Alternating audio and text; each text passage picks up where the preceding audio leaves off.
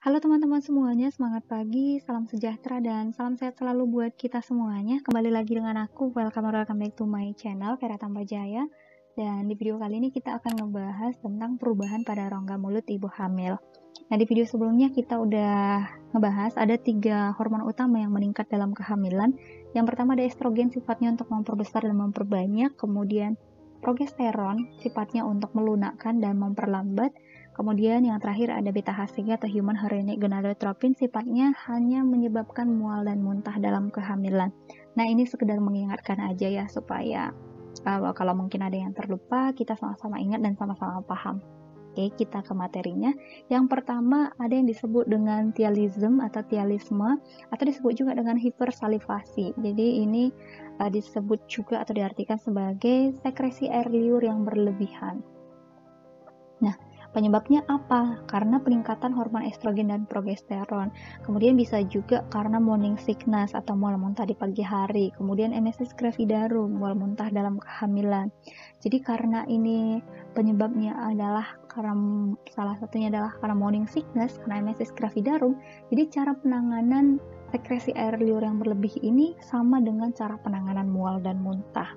Nah, anjurkan si ibu untuk istirahat yang cukup, tapi hindari istirahat yang berlebihan.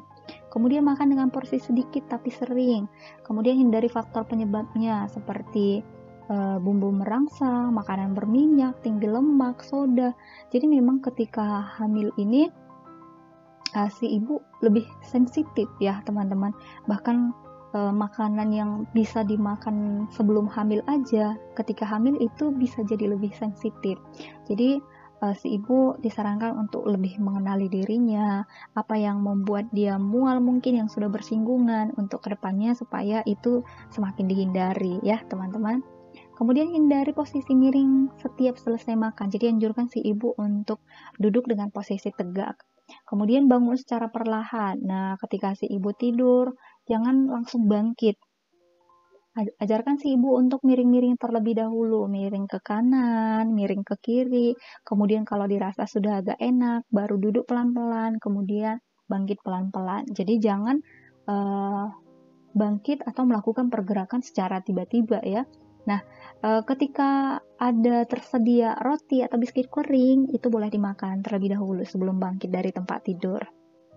Kemudian dipercaya dan sudah terbukti kalau minuman teh herbal itu juga bisa mengurangi mual dan muntah ini, sekresi air liur yang berlebihan seperti teh chamomile, teh jahe, atau air jahe hangat. Nah, ini boleh dikonsumsi ya, disarankan juga.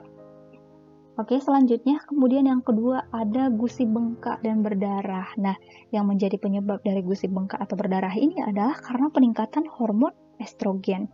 Nah, peningkatan hormon estrogen ini menyebabkan gusi hipertrofi, menyebabkan odem, jumlah pembuluh darahnya itu bertambah banyak atau disebut juga dengan vaskularisasi atau hipervaskularisasi.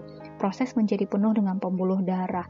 Jadi gusinya juga menjadi lebih rapuh dari ketika sebelum hamil ya, karena terjadi peningkatan pembuluh darah, gusinya jadi rapuh, gusinya bengkak gitu ya. Dan ini juga bisa diperburuk dengan hygiene yang buruk, hygiene mulut yang buruk. Kemudian cara mengatasinya, atasi dengan menjaga kebersihan rongga mulut, berkumur dengan obat kumur jika memang obat kumurnya tersedia. Kemudian berkumur dengan air garam hangat. Nah, cara melarutkannya, setengah sendok teh garam dilarutkan dengan 1 gelas air hangat. Kok pakai air garam hangat sih gitu? Nah, ini terbukti air garam hangat ini bisa mengurangi pembengkakan, membunuh bakteri, dan menghentikan perdarahan pada gusi.